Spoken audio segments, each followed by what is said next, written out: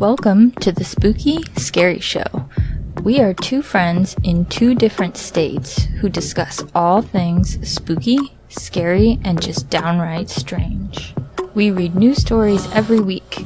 If you would like to suggest a topic or submit a paranormal story, email us at spookyscaryshow@gmail.com and follow us on Instagram and Facebook for spooky facts and updates. Hello, ghosties. Hello. And Pinky. Hello. How goes it? Yeah, it goes. It goes. What about you? Oh, I heard you had quite the week. Yes, my week. Okay, I have been having a mid-20s life crisis. Now, if you are a millennial, you have probably experienced one of these before in your life. That existential life crisis of, am I ever going to pay off all of this debt? Am I actually ever even going to find fulfillment in the job that I'm working at? And just everything kind of crashing down on you at once, giving you crippling anxiety about everything. It's, ugh. Yeah, no, I feel you. So, yeah, that was mainly it. I was just kind of freaking out about just, what if I were, never having to find happiness, and, I hear when you get into your 30s, and a lot of gals, even in their 40s, are just dude, I'm living my best life. My 20s were a shit show. And honey, I believe it. I've heard that too, yeah, 20s are hard. Mm-hmm. I feel pretty okay about what I do. I enjoy what I do. I wish I would have made more money, but... Yeah. We get by.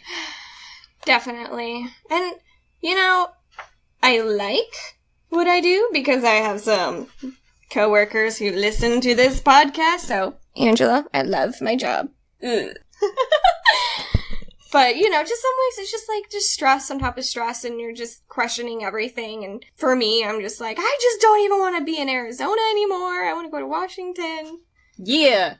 Yeah. Do it. But the therapist I saw, they said that one of the symptoms saying is kind of irrationally acting. Oh yeah. Or impulsive. Just impulsive, irresponsible kind of stuff, if something goes wrong, because then your mind basically is I'm such a fuck up, I'm such a failure, everything fucking sucks, I need to quit my job, and that's it. don't make rash decisions just because something went bad. Yeah. Today was a half day at school, so there's that. Aw, the kiddo's getting ready for his fall break? No. No. We don't. They just went back to school. Yeah, we started in September, so we don't get a fall break. We get Thanksgiving and stuff off, but that's it. That's cool. Yeah. Aww. Kids go back to school early as hell in Arizona. Oh, yeah. They went back in July. Yep. Mine was always my birthday, August, around August 9th. I remember and that. I used to ask my mom, what am I getting for my birthday? And she's going back to school. And I'd cry. It's messed up. Rude. Mm-hmm. I'm having a party tomorrow, so I wasn't going to have a party just because people suck, and I don't want to put a bunch of effort into something that nobody's going to show up to. Mm-hmm. And then Jonathan, last minute was oh yeah, a bunch of people said they want to come over, so we're going to have a party, a week in advance. I'm motherfucker. I gotta clean the house! Well, and I plan months ahead for things like that, when I plan for it, and invite people weeks ahead, and nobody fucking shows up, and then... Yeah. Why do you do this? Yeah, see, there's the true MVPs out there that definitely listen to us, and you guys know who you are. You the real MVPs. But everybody else who doesn't listen, man, you get on our level. Fluff it. Fluff it. I don't know. Fluff you. I don't know. Pickle you. Kumquat. Come you. You son of a biscuit-eating bulldog. Yes, that one. I hear you clanking. What are you drinking over there? Gin and tonic. Ugh. I don't like it. I like it at the bar, but I don't like it when I make it. I don't know what I'm doing wrong. I don't know. So you might be the type of person, like me, who prefers maybe gin and juice. I don't know how you feel about juice, but I'm drinking apple juice as a base and then a dash of orange juice. And it tastes like a little holiday. It just needs cinnamon, and then it just tastes like fall. I don't believe you. It's so good. Oh my god. I wish you could, like, try it. See, it's like Christmas in a jar. I just don't like liquor. I think this is my problem. Liquor's just gross to me. I don't know. Maybe I'll put some ginger ale in it to make it sweeter. Oh, there you go. Yeah. Do you have any fruit you can muddle in there? No. Darn. It's freezing over there, isn't it, in Washington? Oh, yeah. Then, like, Sunday, Monday are supposed to be freezing in the nighttime. But then we have, like, sunshine in the day. And when it's sunny and 60, like, I was sweating today in my car. Really? Uh-huh. Oh, my gosh. It's been, like, 80s. We've been blessed with, like, the nice 80s. That's, like, the best time in Arizona. Ooh, 26 here Tuesday night. Oh my god. It's really not that bad, though. That's crazy. Let's see. What am I gonna be? I'll sleep with the window open. I give no fucks. Ugh. We're trying to sleep with the windows open, but our house, I mean, you would probably die. It's 82 degrees in the house right now, but we have, like, all the windows open and everything, and yes, I'm a little hot. But I think it's because I'm drinking. Do you not have an air conditioner? We do. You just try not to run it? You know those dad jokes about how they're psycho about, like, the thermostat? Yeah. Well, if you were to ask my old roommates, I'm the dad. And I'm like, no, if you don't need to run the AC, then don't do it. It's like, it's 66 degrees outside. So we just need the cold air to come in. Well, yeah, I mean, if it can cool off in the house. But if it's 82 freaking degrees in the house, nah.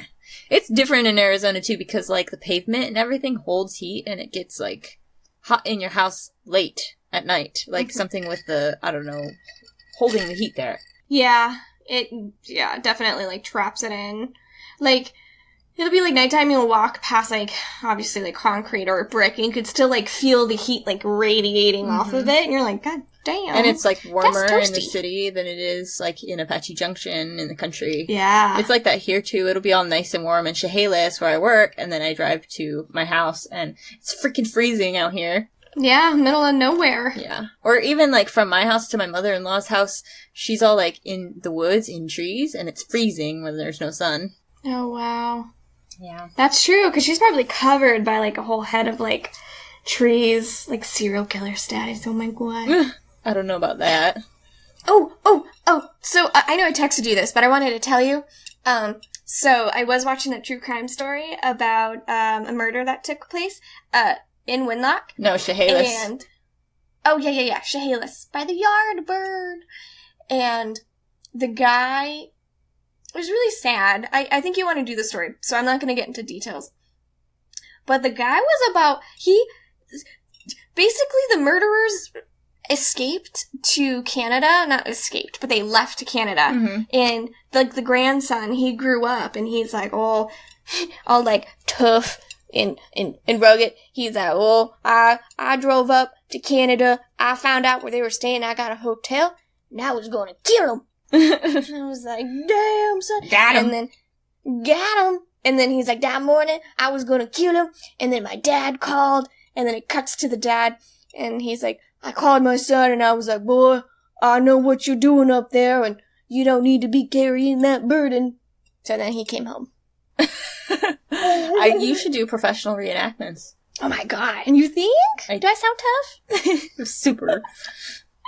Oh, man. That's right. Don't fuck with this. Well, speaking of tough, let's get into the topic today. So, Pinky, what's our topic? Our topic is conspiracies in the music industry. Yes. So, I know what you guys are thinking. Well, this better be a Illuminati thing. Sort of. So, mine is more on, I don't know really how to explain it, but, like, the whole conspiracy of, like, how people are, like, using music to control our moods and to, like, keep us depressed. And I've heard that. Yeah. I've heard the high pitch frequency, and, like, I was like, oh shit, it makes you, like, it makes you like the music more, and I've noticed that a lot of the music that I've been into lately has a lot of, like, high pitched, squeaky, I don't know what the genre is, like, I don't know. Pop? Yeah, but, like, electro pop. Oh, like, okay, yeah. Terror Jr. I really like Terror Jr. And they have a lot of, like, high-pitched singing, and then, there's another one. I can't think of it right now. But they got me with the high-pitched sound. Damn it. The darn Illuminatis. They got me. Well, when you listen to it, does it make you feel happy or does it make you feel depressed? Or, like, after you listen to it for a while, like, do you have, like, any residual, like, feelings? I feel happy. I like the music I listen to. The electropop is pretty good mood music. I'm not an expert, so I don't know the hurts with country music, but absolutely cannot. Country music has always, and it still just makes me feel incredibly depressed. It's like some weird trigger of just like, as soon as I hear it, I just, ugh. It makes me annoyed. I just don't like it. I'm not a big fan of, like, the drawl. No offense to anyone with a drawl, but it just bothers me. I'm sorry, I'm a bitch. Like, you got an accent? Fluffy. No, I'm just kidding. I don't know. I like the drawl. Like, the Georgian accents. I can't do it. No. She's a Georgia peach. I don't know. I think it makes you sound a little less intelligent, to be honest. Do you know why British people, I heard this, I don't know if it's true, but British people started talking with their accents because they wanted to sound smarter than Americans or something? I would say British people sound smarter than Americans, especially Southern Americans. British people do sound hella smart. Like, I have clients over in the UK and even Australia, and the second they start talking to me, I'm like, oh my god, like, I'm inferior. Like, damn, we say aluminum and they say aluminium. Aluminium. Aluminium. So smart. Did you ever listen to Extension? It's like XXX tension. Oh, is that how you say it? Know. I know what you're talking about. Yeah, no, yeah. I didn't. Okay. Well, I wanted to start like this little segment off with a quote from him, because a lot of people, from what I gather, believe that he was a woke rapper, and his death was something like other than what was actually like perceived. It was like a conspiracy around his death. But I think his name is Extension. So Extension. I have a speech impediment, guys. Okay, I can't say certain things. This guy was a rapper, and he was shot and killed at the age of 20 on June 18th, 2008. So the quote I pulled from him was, this was like on his last like Live Me feed, and Live Me is an app where you can basically just FaceTime with all your fans. So he said, "What's the point of music? It's not always to have fun. It's not always to have fun. Sometimes it's to help people find themselves. Good music is frequency programming. Music is frequency. And what frequency are you being fed?"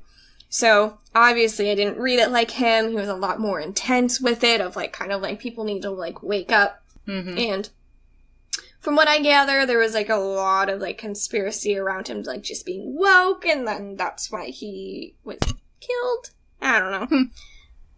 I've never looked into it. I don't know much about him, actually. I never really listened to him either, but me. So, just to kind of give a little, I don't know, back info with what is a hurt. So for this, I just kind of wanted to give a little bit like back information on like what things stand for, because I'm not a music buff and I don't claim to be like a music expert or anything. So what are the hertz? So hertz are the SI unit of frequency, equal to 1 cycle per second. BPM stands for beats per minute. And basically, in layman's term, because I have a small brain and I don't have a big brain, people believe that 440 hertz is bad, but 432 hertz is good. Interesting. Yes. So, a little more background information. So, if musical performances were to sound the same the world over, some standardization was required. So, as early as 1885, the Music Commission of the Italian government declared that all instruments and orchestras should be using a tuning fork that vibrated at 440 hertz, which was different from the original standard 435 hertz and the competing 432 hertz used in France. And then there's also, like, other conspiracies of, like, people didn't even have, like, the ability to even get to 432 hertz, and it's more of, like, a modern accomplishment that we can even reach 432. There's a lot of back and forth between the 440. Like, a lot of physicists believe 440 isn't bad. Like, that's the only thing we could reach with our resources back in 1885. Interesting. Yeah. In 1917, the American Federation of Musicians endorsed the Italians, followed by a further push for 440 hertz in the 1940s. In 1953, a worldwide agreement was signed, declared that the middle A on the piano to be tuned to exactly 440 hertz, which is the bad one, I guess. This frequency became the standard ISO 16 reference for tuning all musical instruments based on the chromatic scale, the most often used for music in the West. All other notes are tuned in standard mathematical ratios, leading to and from the 440 hertz. This tone standard is now universally accepted, which is why a piano in Toronto, Canada, sounds exactly the same as a piano in China. That makes sense. Never really thought about it that much. That's pretty interesting. It is kind of cool. Have you ever heard of Allie? I think it's Spigola. I think that's her name. She's like, "Hi, Pallies, I'm Allie," and she does like, what if Jonas Brothers was done by Post Malone, or what if Post Malone did a Taylor Swift song? Yeah, you've seen those. Yeah. She gets really into, like, music theory and stuff, and she's, like, super, super freaking talented with what she does and what she talks about. I think you've sent me. I'm just like, oh my god. Stuff. You're so smart. Oh. You're so smart. You're so talented. But yeah, you definitely have sent me some of her stuff. I wish I had a talent with anything with music, because, girl, we could be famous. Oh, there's just so much. Like, there's too much. All this stuff is... Yep. Props to people who understand music and music theory and all this Hertz nonsense. Yeah. And even if, like, you're in high school and you just decide, hey, I want to do the trombone or the trumpet or whatever, just because you want to do it, well, that will pay for your entire, like, college. Yeah, if you get good at it. Yeah. There was a chick today, a chick I work with, she was talking about how her kid started in 5th grade and, like, how she went to the music programs then, and it was like, ooh. But then now she's a 7th grader, and how much better her, like, recitals and stuff are. And she's like, she got all misty-eyed because it's so much better. I'm like, shit, I wasn't playing the violin at 7th grade. Like, this kid is going places. Yeah, that's freaking awesome. Ugh, especially for a kid to sit down and, like, practice, and... Those darn video games are wasting the youth away. Right, I wish my parents would have, like, maybe do something. I don't have any talents or skills. So, yeah, another thing I thought that was really kind of cool was, like, I mean, there's a lot of shit that goes wrong on in the world, but at least everybody met up and decided that, hey, our piano needs to sound the same across the world. So, good for them, I suppose. Yeah. Followers to the theory claim that a more natural frequency for middle A is the 438 hertz. Others believe that the correct middle A is the 432 hertz, also known as Verdi's A, because it has a pure tone of math fundamental to nature and is mathematically consistent with the patterns of the universe vibrating with pi, the golden ratio. They point to how this pitch can be connected to everything from Nautilus shells to the works of the ancients, including the construction of the Great Pyramid. That's so cool! I know! There's something with the pyramids and them having a sound frequency going on all the time, like a sound that can be heard. I might be wrong, because I only, like, half watch Ancient Aliens when Jonathan watches it for the 500,000th time, so... But there's something with frequencies and the pyramids that I've heard before. I don't know if that's, like, how they might have moved some of the blocks, or something, but I can maybe see that being a thing to, like, make the blocks hover. They were aliens. 100% just aliens. There's no way. So, furthermore, 432 hertz resonates with the 8 hertz, the Schumann resonance. The documented fundamental electromagnetic beat of Earth, it just feels better. But that's why people like to meditate to it. You know, you're connecting with a higher level of consciousness, you're in tune with yourself, and you're in tune with Earth, and it's just a lot more of like a soothing sound. Researchers say that music tuned from this frequency is easier to listen to, brighter, clearer, and contains more inherent dynamic range. As a result, music with this tuning need not to be played at higher volumes and thus reduces the risk of hearing damage. So I play it loud. You don't even have to. The more radical among the A haters insist that the true frequency should be 528 hertz because it's a digital bio-holographic precipitation, crystallization, miraculous manifestation of divining frequency vibration. Oh my god, that's like some nerdy... I don't know, that was funny. Say that 5 times fast. Digital bio-holographic precipitation, crystallization, miraculous manifestation of dividing frequency vibration. I feel like it's like a kid's show or something, like Bill Nye the Science Guy getting excited about something. I don't know. Dolly the Science Gal. Dolly! Dolly! Dolly! Pinky's just like, I need a beer. Hell yeah. Alrighty.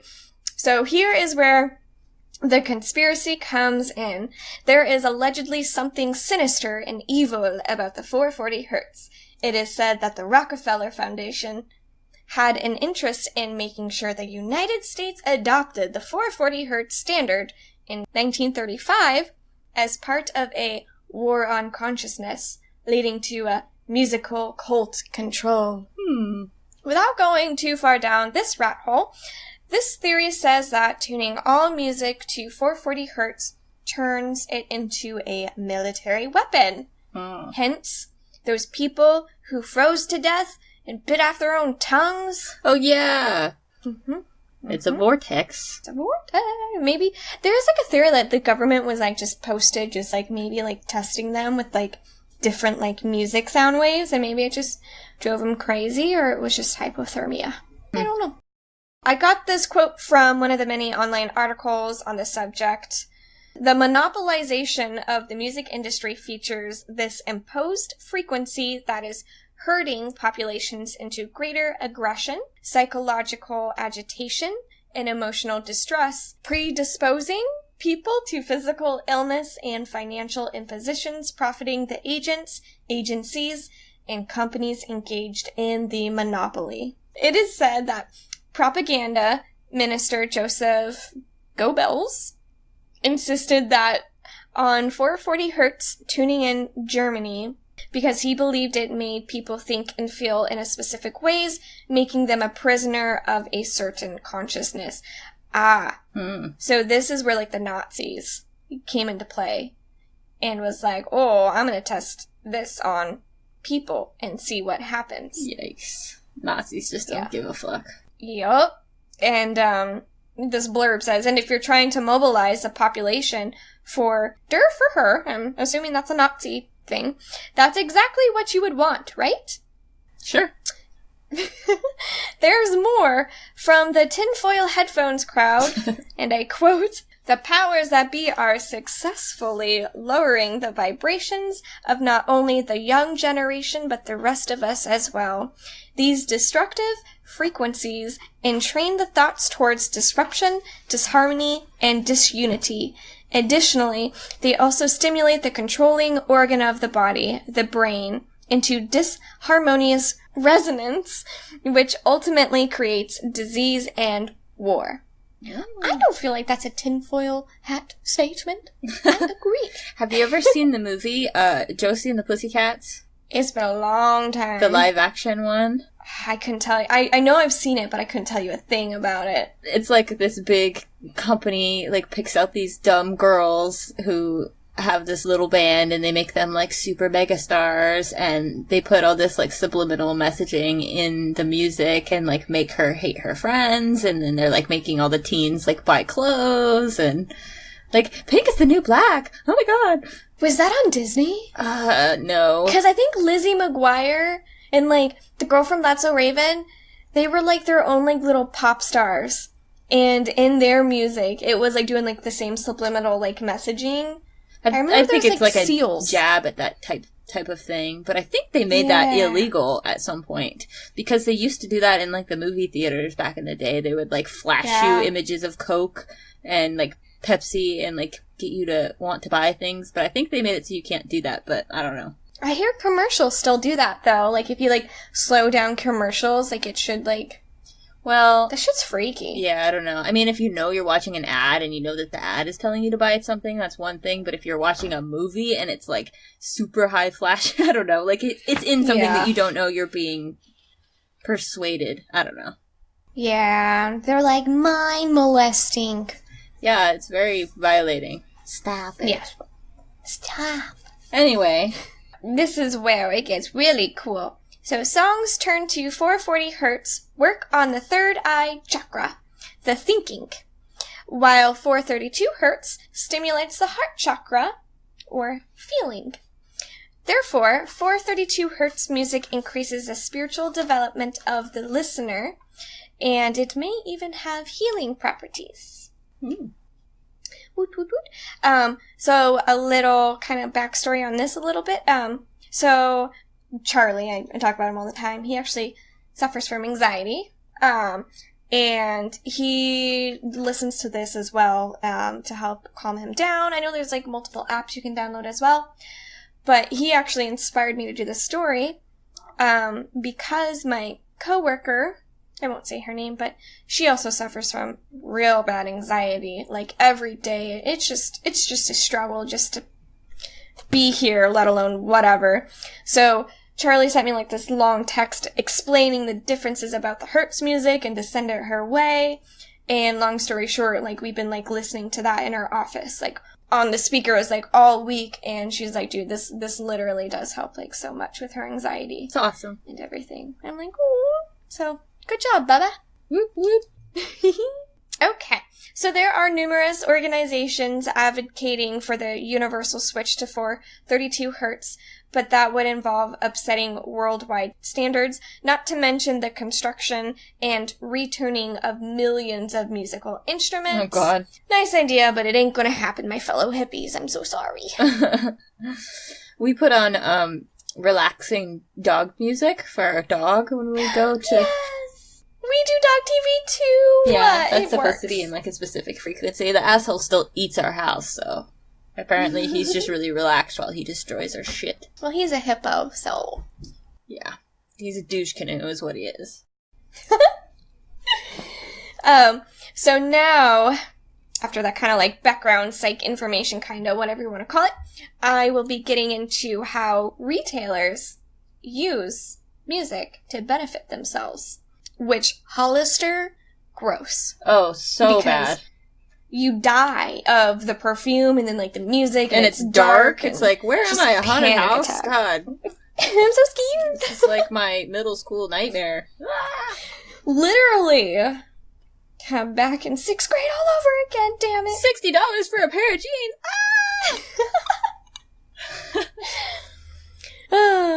But it's no secret that stores use sight, smell, sound, and other stimuli in combination to produce particular atmospheres. For example, according to researchers, in order to create an upscale atmosphere, a manager might choose classical music, subdued colors, elegant perfumes, cool temperatures, sparsely displayed merchandise, and low lighting. Mm-hmm. So you walk in there and you're like, oh my god, like this is like where Kim Kardashian shops. You can tell that too, like the vibes of different places in the different stores. Yeah. They make you feel different. Like, Walmart's just harsh and, ugh. They're just like, pack as much shit as you can. Yeah, they ain't trying to, they're like, we're here and we're bright as fuck, buy it. Get me every time. It's like $200 minimum. $100 minimum every time we go to Walmart. That's why we It's ridiculous. And you got like 5 things. Avoid, what the hell? Mm-hmm. Walmart pickup, lifesaver. Just so you know. That's true. The practice of designing store environments in order to protect a certain image and induce certain behavior is known as atmospherics, a term coined by business professor Philip Coulter in 1973. According to Coulter, in addition to helping stores attract and maintain a targeted customer base, atmospherics has the potential to be more important for generating sales than the actual product on the shelves. So, this is a quote from a 1973 journal of talking about this article. In some cases, the place, more specifically the atmosphere of the place, is more influential than the product itself in the purchase decision. In some cases, the atmosphere is the primary product. Like, if you think about it, like, what's like a high upscale place that has like nothing, but yeah, everybody's like, oh my, like, I feel that way about like Supreme products. What's so great about Supreme that you want to pay like $300 for a belt? Yeah, I don't get it. But it works. I've never been in a store, so I don't know. I can't really think of any like super Apple? fancy. Yeah, I guess like the minimalism and then, I don't know. Yeah. So this is how people encourage the I want to spend more money behavior. So they focus on volume. This is a quote from the BBC News from Julian Treasure. There's a big rule that retailers often don't understand, which is that music on top of noise is generally just more noise. It's like putting perfume on a bad smell. You just get a worse smell. Citrus. Hollister and Abercrombie & Fitch. A decade before Coulter coined the term atmospherics, researchers had already begun exploring the potential of using in-store music as a sales tool. One of the earliest studies, Kane Smith and Kernroe in 1966, looked at the effect that music volume had on the supermarket shoppers. This shit is crazy. Not surprisingly, researchers found that when music was loud, shoppers tended to spend less time in the store, obviously. When the music was softer, shoppers tended to spend more time in the store. Interestingly, there was no statistically significant difference in the amount of money customers spent in each of those scenarios. It's just like they were spending the same amount of money, it's just whether or not their time was well spent. Mm-hmm. Interesting. Yeah. So if you manage a store with limited floor space or run a restaurant with limited seating, the strategic use of louder music might help you better manage your customer flow. Sneaky, sneaky. Mm-hmm. So like sports bars, I don't know if they're meant to be like hella fucking loud, but... Oh, you can't hear a goddamn thing. It's so obnoxious. Yeah. So the tempo. Humans acquire the ability to process tempo, the speed at which music is played, early in life. Before we can belt out do, re, mi, we can clap our hands to a beat. Fast, slow, it doesn't matter. We seem to have some innate proclivity for processing tempo. In the 1980s, marketing professor Ronald E. Milliman explored how stores might exploit our connection to tempo in order to influence customer behavior and ultimately increase sales. In his landmark 1982 paper, Using Background Music to Affect the Behavior of Supermarket Shoppers, Milliman revealed that the tempo of a store's background music can influence both the pace of the customer traffic flow, i.e. how fast people walk through the store, as well as sales volume. So here's the gist. A fast, up-tempo music makes people move more quickly through the store and they end up buying less. Slow, down-tempo music makes people move more slowly through the store and they end up buying more. Which is fascinating because, like, if you go to Forever 21 or, like, literally anywhere in the mall, it's like it's like a dance party, you know? So they're kind of like I guess they're up-tempo. Weird. I don't know that it's ever influenced me, though. I don't know, maybe it has, but I can't say that it has. Usually, it just depends on what my life is doing at the moment. Like, when I go to Walmart, I fucking speed everywhere and get out of there as quick as fuck. Mm-hmm. But if I'm at the mall and I'm shopping for clothes, I'm gonna take a long time, because shopping for clothes sucks, and I have to spend a lot of time to buy clothes that I end up not liking. Yeah. Well, you've always been a slow shopper for clothes. Yes. Yes, I remember that in high school. And you know what? Yeah, actually, even grocery shopping, you'd be like, come on, Mom. And you'd, like, run and, like, go get all the stuff and put it in her cart and be like, what else? And your mom would just be, like, looking at stuff and you'd be, like, internally screaming. Kills me. She's just, she'll spend hours at Walmart. I'm like, make a list. I make a list based on the location of the items, and I get the fuck out of there. That's how I am.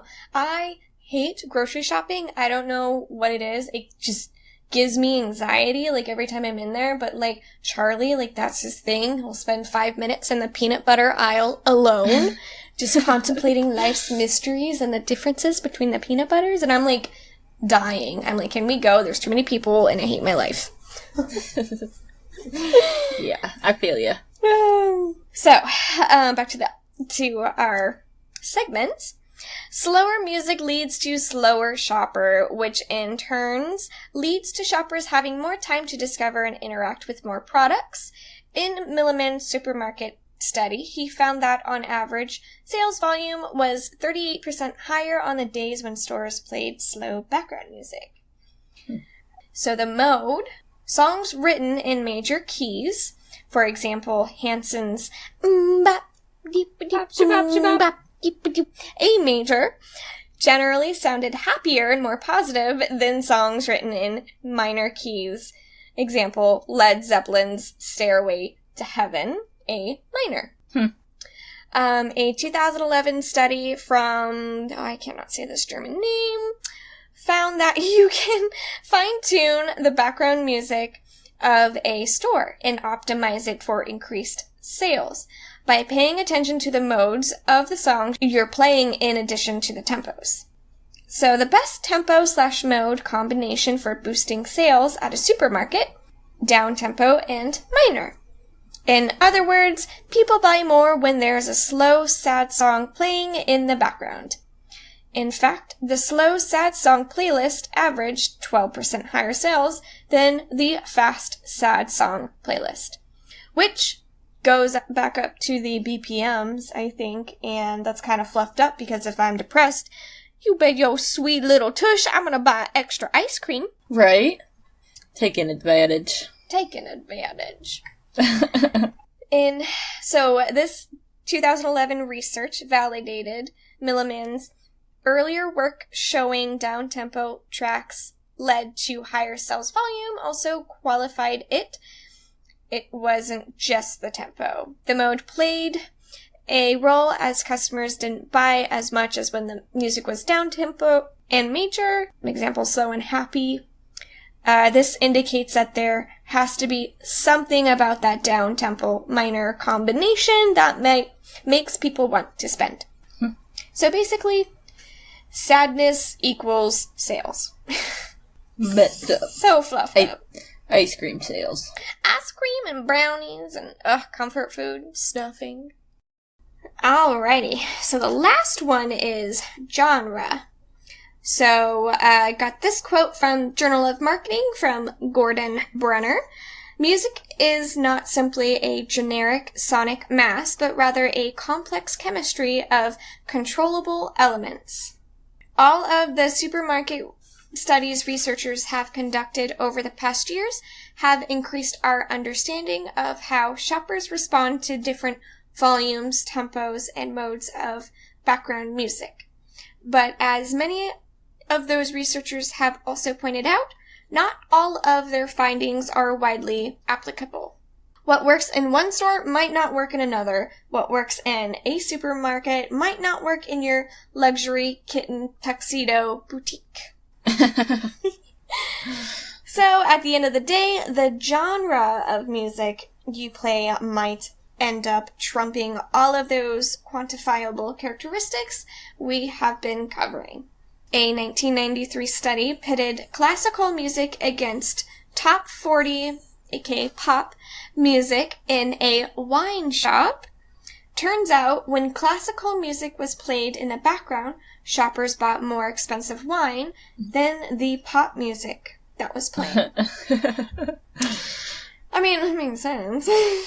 That's funny. Huh? It makes you feel fancy. Fancy, yeah, exactly. If you listen to Kesha, you're gonna buy the Smirnoff. Maybe some Four Locos. I don't want to remember. It's okay. It's fine. The study helped confirm earlier notions that background music should be aligned with the store's overall ambiance. To quote the researchers, if consumers associate wine consumption with prestige and sophistication, then pop music may provide a incompatible cue. But interestingly, the researchers found that shoppers who had little or no experience buying wine still bought more expensive wines when the classical music was playing. Ha-ha! For those folks who weren't necessarily expecting a sophisticated or upscale experience, it's likely that the classical music helped cue them into thinking, oh, this is a high-end store. I should spend a lot. It's also possible that the classical music helped cue those non-experienced shoppers into thinking that wines were of high quality and thus worth buying. Yep. Humans are so fickle. We are so easy to manipulate, man. Yeah. That's why aliens abduct us. Come on. Look at these stupid-ass lizards. Stupid-ass lizards. So, the biggest takeaway they learned was that the genre of the music playing in the background did have a measurable effect on sales. However, unlike music's tempo and mode, which influenced sales volume, the music's genre influenced not the quantity of sales, but the quality. Listening to classical music didn't make people buy more products, it made them buy more expensive products. Yeah. So, peculiar. Dolly's final thoughts to wrap everything up. So, I mean, after some research and falling into the rabbit hole that can go on for miles, it's more of like a black hole of music conspiracies. If you were to ask like an actual like physicist, and I did watch a brief YouTube video of a guy trying to explain the physics behind everything, and it was just too smart and mathy, and I didn't understand after a while. Basically, they will say like all this is kind of like complete bullshit about how like the different hertz can like control you. At least this one guy. He believed it should have no effect on you, but people just, like, love their conspiracy theories. So, I don't know. I'm an agreeer that people love to manipulate other people and that we are easily manipulated. And, you know, people also do love to do their research and will do anything for money, you know, but I work in marketing, and there is a science to why we choose music for certain promo videos. You know, it's because, like, when you watch a video, you want the people to feel inspired, feel pumped, feel excited, or more empathetic if it's, like, a philanthropy, like, video. Like, people are more willing to buy or to join you if what you do gives them a feeling, and if there's, like, a story behind what you're selling. But that's, like, a whole different thing. Oh, yeah. I definitely think that we could be manipulated by hertz and all of the stuff you just read, the tempo and the, maybe not every single person all the time, so it's not like concrete scientific data. Like how I was saying, if I'm in Walmart, it doesn't fucking matter. I'm getting in and I'm getting out because I have a plan and I am not in the mood to be manipulated right now, but maybe if I'm in the mall and I'm just poking around and I have a lot of time, I might stay in a store longer because they have slower music, unbeknownst to me. Yeah. But that's just like my mindset playing into it too, if I have time to be influenced by things like that. if that makes sense. Yeah, because, like, if you're, like, in a shopping mood and you're like, oh, I want to get something cute for my birthday, like, you're already in that mindset of, I want to get something, but they're, like, trying to subconsciously, like, persuade you to, like casinos, for example. Like, all the music and the shining lights, and a lot of that just draws people into, like, the what are those called? Slot machine. Yeah, the slot machines for hours. Yeah, you come out of the casino, if you've ever spent a lot of time, like, drinking and hanging out in a casino, you come out and wonder what fucking year it is. It's weird. Yeah. It's like a different universe. Yup. That's true. Well, that was cool. Yeah. Very, scientific. A lot of big words, so, Big brain. Big brain. So, I mean, guys, I have a speech impediment, okay? I'm sorry. Don't you pick up the microphone. I'm sorry. I do that when I drink. It's so noisy. You could just get closer to the microphone. I'm so sorry. There you go. Alrighty, Pinky, what's your story? I'm gonna be blacked out by the time we get to haunted headlines. So, not super scientific or detailed like yours. Mine's more of, like, murder? Question mark? So it's about Kurt Cobain's death. Kurt Cobain, for anyone who doesn't know, was the lead singer of a band called Nirvana. I mean, who hasn't heard of Nirvana is what I was thinking. You must live under a rock, but I guess there's probably people in different countries that might not know. Nirvana was an American rock band formed in Aberdeen, Washington in 1987, which is only about an hour and a half away from me, where I am right now. Wow. Yeah. Cool. Pretty close. Yeah. Nirvana was founded by the lead singer and guitarist Kurt Cobain and bassist Krist Novoselic. Nirvana went through a lot of drummers, but the longest lasting and best known was Dave Grohl, who joined in 1990. Dave Grohl is currently in the Foo Fighters. I think he's the lead singer of the Foo shit! Fighters. Is that the guy with, like, the beard? Yeah. Yeah! Mm-hmm. That's crazy. Dave Grohl joined Nirvana in 1990. The band broke up in 1994 after the death of Cobain, but their music maintains pretty popular and continues to influence modern rock and roll culture. This story is by Bob Wilson, and it is about the conspiracy surrounding Cobain's death. In 2014, headlines incorrectly declared that Seattle police were reopening the case on the death of Nirvana frontman Kurt Cobain. Have you ever heard of his death and what happened with him? I know, yeah, I do know how he died and everything, but I can't recall, like, the conspiracy theories, but, like, him and, what was his wifey's name? Courtney Love. Courtney Love. They did a lot of drugs. So I just kind of figured, like she died and then, like, he killed himself or something. She didn't die. I thought she died. I thought she OD'd. No. Oh, well, then I know nothing of this. Oh, I'm so sorry. That's so sad. Did she break up with him and then he... Okay. I'll wait for you.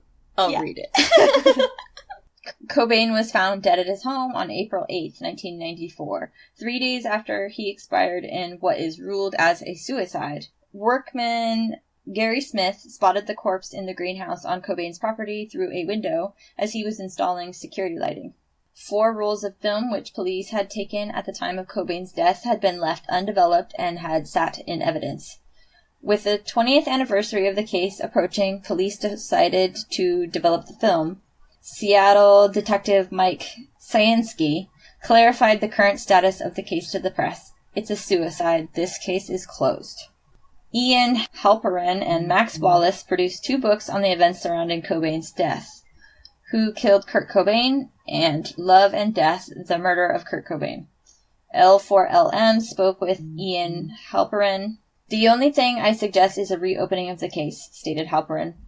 He bases this solely on the forensic evidence. The horror that haunts Halperin is the number of copycat suicides emulating Cobain, which is still a trend sadly occurring. There have been around 200 now, and Halperin feels it would be unthinkable if Kurt Cobain wound up not even having killed himself after all these misguided souls had followed suit. That's so sad. I know. The author makes no accusations and is very clear about that. As for the suicide verdict, he would like to reverse it to undetermined. Then the case could be investigated anew from there, and authorities could determine what truly happened when considering all the information on a fair and open scale. Halperin's books, with Max Wallace, investigated the allegations of Tom Grant, a licensed private investigator and former detective in the LA County Sheriff's Department. Grant was hired by Courtney Love to find Kurt Cobain when he left the Exodus Recovery Center in Marina del Rey, California on April 1st, 1994, and could not be located. Love phoned in a missing persons report to the Seattle police, pretending to be Cobain's mother, Wendy O'Connor. Love remained in Los Angeles, sending Grant to find Cobain with the help of her friend Dylan Carson.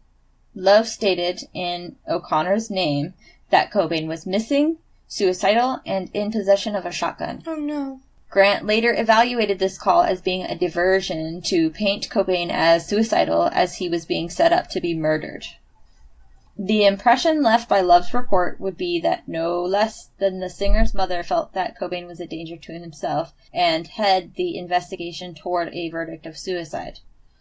Tom Grant's theory leans heavily on the amount of morphine in Cobain's blood, as heroin turns into morphine once it enters a person's bloodstream. The level in Cobain was triple the maximum lethal dose to a severe addict. Oh, God. So he wanted to go out with a bang if that was the case. Jesus. Yeah, I mean, if you're an addict, you obviously know. Like, that's a shit ton. Yeah. Grant's contention is that with this much heroin in his bloodstream, Cobain could not have lifted the Model 11 20-gauge shotgun to his mouth and pulled the trigger. Yeah. The autopsy has never been released to the public, so the exact amount of drugs in Cobain's bloodstream is based on a newspaper account. Experts still debate whether or not Cobain could have fired the gun under these circumstances. Oh, shit. That's crazy. I've never heard of that. Like, I just thought, he was just, like, I didn't know he, like, broke out of, like, rehab, and then he was, and then boom. Yeeks. I thought he killed himself. That's the extent that I knew until I read this. Just, like, how he killed himself, and then that was, like, it. But, oh my God, that's crazy. Original reports stated that Cobain was barricaded in the small greenhouse room with a stool wedged up against the door. In truth, a simple push-button lock was all that sealed the room. Someone potentially could have simply pushed the button and closed the door behind them as they left. Reports said that Cobain left his license out for identification purposes in case disfigurement hid his identity.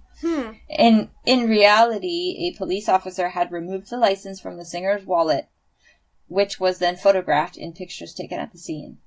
The suicide note left actually seemed to describe that Cobain was quitting Nirvana and had tired of stardom. Nirvana member Dave Grohl confirmed years later that the group was breaking up in an appearance he had made on the Howard Stern program.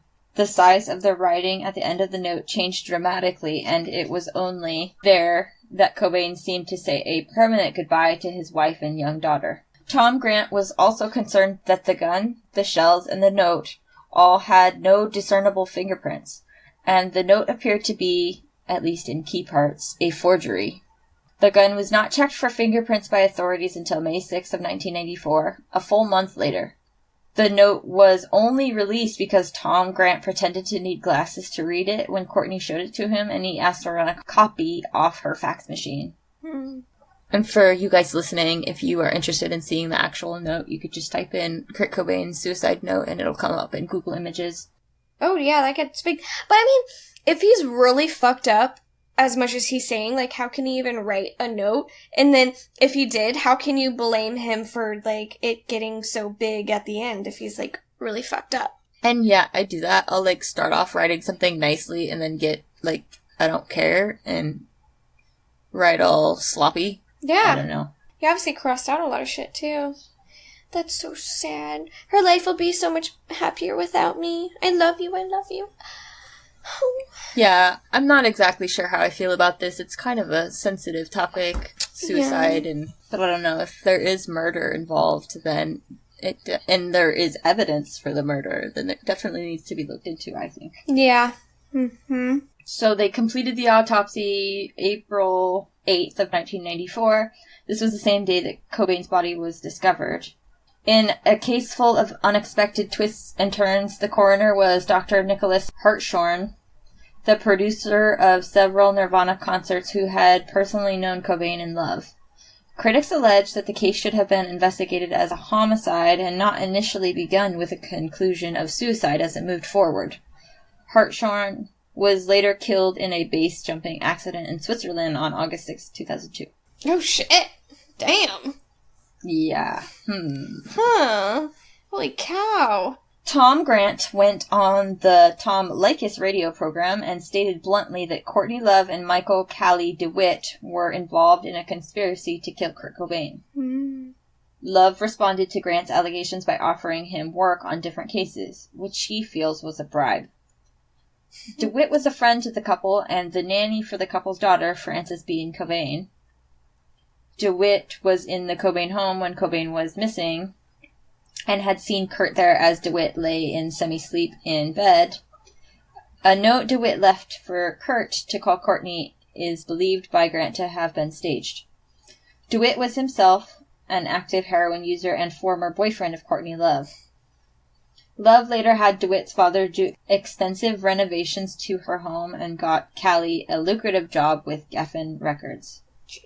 Tom Leykis read a retraction regarding Grant's allegations on his program at the behest of Westwood One, which Leykis said he read against his will. Someone who had used the credit card of Cobain had purchased a plane ticket back to Seattle after he left Exodus Drug Rehab Facility until the time his body was discovered. Grant believes it was DeWitt. Police never have proven who was using a card while the singer lay dead in the greenhouse. That issue seems to be begging for clarification and needs to be settled for the sake of closure at the very least. Dang. Tom Grant told L4LM that he was not giving interviews until a 2015 documentary told from his perspective, Soaked in Bleach, was released. He did consent to answer a question on whether Cobain had nitrates on his hands from firing the shotgun. He said that nitrates are meaningless in this case. He went on that anyone standing in a small to medium-sized room with their hands exposed, especially the palms, like in a robbery where the gunman orders the victim to raise his or her hands, would test positive for gunshot residue with the gun, rifle, or shotgun where the gunshot residue is carried by the air in the room, like a sneeze, but more intense. Interesting. Right. Nitrates end up on all exposed surfaces, including hands of someone who did not even pull the trigger. Grant went on to say that most GSR is invisible to the naked eye unless the weapon were fired at a very close range. So, of course, Cobain would have GSR on his hands and face, whether he was murdered or committed suicide. Darn. Won't be able to tell. Oh, that's so sad. From the time Courtney Love hired Tom Grant to locate Kurt Cobain, he began to tape nearly every conversation he had with all of those involved. Grant has recordings of Love discussing Cobain seeking a divorce from her. Many of these can be played on Grant's website, which is CobainCase.com. Love and Cobain had a prenuptial agreement, as she seemed initially destined to become the bigger star. While Cobain's light wound up shining more brightly, Love stood to suffer financially if the couple divorced. Grant also theorizes that Love would also potentially gain considerable sympathy if Cobain committed suicide rather than divorced her. Thanks. In Grant's mind, this was the motive behind what he labels a murder. That's so sad. I mean, you're not going to get any money, but I mean, I guess fame rules everything. With fame comes popularity and maybe more money, but that's just fucked up. Fame and money and a big old heroin addiction you're not going to be thinking clearly. Yeah. Dang. What do you think? I don't know. It's very gray to me. It is. I didn't know all of this for one, but it makes me wonder, honestly. Yeah. But it kind of makes me feel like people are trying to search for something that might not be there. But I mean, obviously there is a lot of stuff here, but like, are they just kind of like, what is that thing called? Like grasping straws or something? Oh, yeah. Yeah. I don't know. I didn't do a whole lot of research on this because I'm a procrastinator and wait till the last minute to figure out what we're going to talk about. Shame. So, this was what I pulled out of my booty hole, and this is what you guys get. So be grateful. Yeah. Alrighty.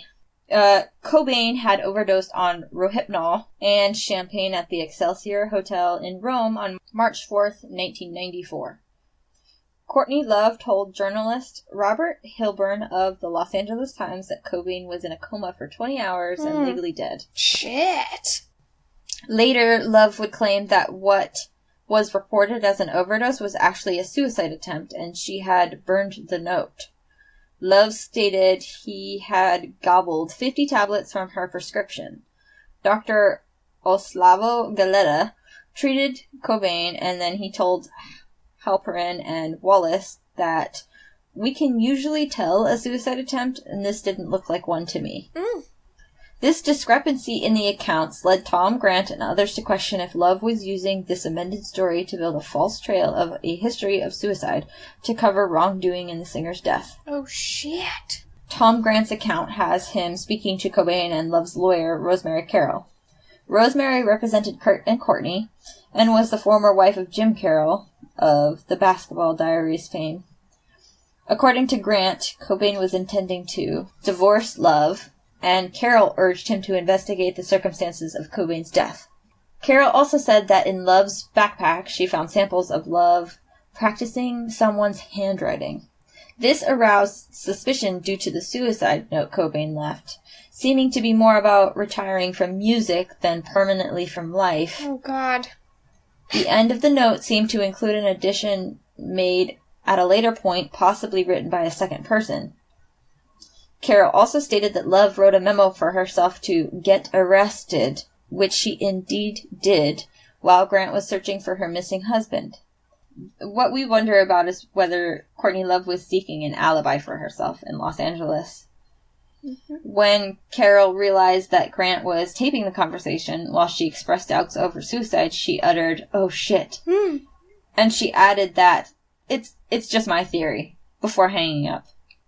She has not commented publicly on these matters. Oh no, so she knows. She's like, oh, this bitch did it for her alibi. Oh, you recording me? Oh shit, I'm sorry. Dang. Where it says, see Courtney Love's suspicious handwriting samples here, you can click that and see her writing. The plot thickens. A paragraph ago, I was like, do you think she really did it? You were like, but now, maybe. Maybe. Love was charged with drug possession and for having a doctor's prescription pad in her hotel room. Love was cleared, but it seems strange that she would leave a memo seemingly foretelling of the arrest regarding this key moment in time. Accounts have her calling in her own overdose from the telephone in her hotel room. Another possible scenario for Love practicing handwriting was to possibly forge prescriptions, and later her doctor covered for her, saying he merely forgot his pad in the hotel room. The circus-like lifestyle of these musical heroin abusers catches such tumult that clarity is hard to find in the events at hand. Had Grant not audiotaped so many conversations, the atmosphere would be so muddled it would be nearly impossible to detect much fact from fiction in this sordid tale. Another chapter in this strange set of events involves musician Eldon Hoke, known as El Duce, alleging that Courtney told him, "El Duce, I need a favor of you. My old man's a real asshole. I need you to blow his fucking head off." Oh, shit. Hoke's place in the music scene with his band The Mentors put him in the same sphere as Love's band Hole. Hoke says he was told to make the murder look like a suicide. One would dismiss this as fantasy, except nothing in this case seems to wind up clear-cut or easily dismissed. Hoke passed a lie detector test administered by renowned expert Dr. Edward Gelb, who says there is no doubt that Hoke was telling the truth. Then a week after Hoke spoke on camera for BBC documentarian Nick Broomfield in April 1997, he was run over by a train in Riverside, California. What? Jesus. Oh my god. It's not funny, but... Damn. I mean, damn. How was he hit by the train? What were you doing, honey? He stated his friend Alan fulfilled the contract. Fellow musician Alan Wrench was the last person to see Hoke alive. So if you are interested in learning more about this case, look into the writings of Halperin and Wallace and look through the contents of Tom Grant's website. To say we are through the looking glass is an understatement. Perhaps it would be more appropriate to say that we are down the rabbit hole. The last word here goes to Ian Halprin and some poignant thoughts he shared about the loss of the artist who left us so sadly amid so much controversy.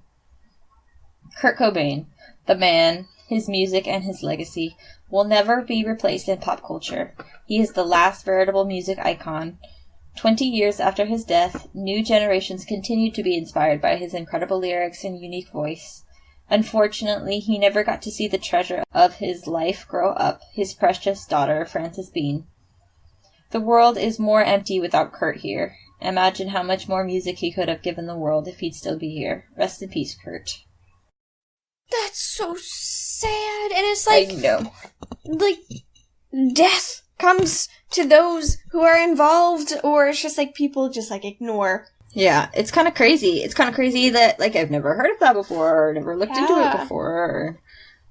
Holy shnikes. I mean, we were babies. Like, they referenced 1993. I mean, I'm a little drunk. I mean, that was the year I was born. Yeah, so we were just shitting in our pants when all this shit was basically going on.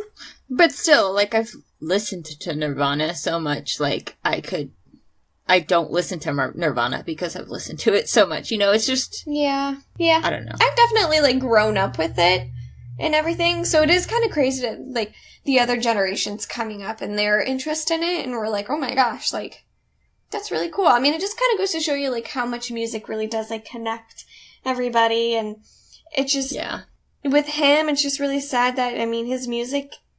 It is kind of sad, maybe not all of it, but he was in some pain and some anguish, and heroin, it's not really an upper, so I'm not going to say he's like the happiest schmuck. No. Which is really sad. Suicide makes sense, and maybe that's why people, like, accept it as that, but I feel like if all of that I read was 100% true, I don't know. Yeah. That guy took a lie detector test. I know lie detector tests aren't admissible in court, but still, like, if he's being honest, it's all, like, circumstantial evidence, but still. Yeah. There are cases that are open 20 years later that get solved 20 years later. Yeah. Yep. Like that guy said, they should just at least rule it as maybe an undetermined, or, I don't know. Yeah. No, you're right. Happens all the time. And if he really did have that much shit in his system, there's no way he'd be able to write a letter like that. Even if I'm, like, super drunk, there's no way. And that's, maybe he did it before, but... Oh. Or did it early, and then the writing changed because he got fucked up. Yeah. The way I imagined it was, like, he got to the place where he wanted to do it, and then he wrote his letter. But by the time he got to the place he wanted to commit suicide, he's, like, already super fucked up. But it makes sense if he pre-wrote it. Yeah, that's what I'm... Yeah. Well, I agree with what you said. Yeah, he took the drugs and then got to the place and was writing it and then got... Yeah. Damn. I don't know. That's so sad. Well, what have we learned about music, Pinky? That people will try and control you, people will try and murder you for your money? Hurts makes me want ice cream. Hurts, literally, the sadness makes me want ice cream. You better go into your local store so they can play some depressing music so you can buy more music. Right. Buy more music, more food. God damn it. Jesus. God damn it. God damn it, Bobby. God damn it, Bobby. Well, there you have it. Music Theory by Dolly. Yes. And Kurt Cobain by Pinky. Yeah. Oh my god. But yeah, thank you guys for tuning into this little episode. I hope that wasn't so much of a little shite show. Yeah, I hope you enjoyed it. We hope to make it like a series in more conspiracy episodes. Yes. Like Conspiracies Part 1. Yes. Music Theory. Oh, that'd be so fun. I love my conspiracies. And you know a lot about them too, so super excited for what is to come in the future. Hell yeah. Let us know what you think in the comments or an email or on Instagram. We really want to know what you guys think. Yeah, be my friend on Instagram, guys. Follow us at Spooky Scary Show. And I want to talk to you guys. So let us know what you think. That wraps up the Spooky Scary Show. If you've enjoyed this podcast, click that like or follow button. We are available on Spotify, iTunes, and all major podcast streaming services. Spooky Scary Show is an independent podcast with big dreams. So if you would like to show your support, check out our Patreon page at patreon.com/Spooky Scary Show. Also, join in on the conversation. Follow us on Instagram at Spooky Scary Show for science and spooky facts. Scare you later.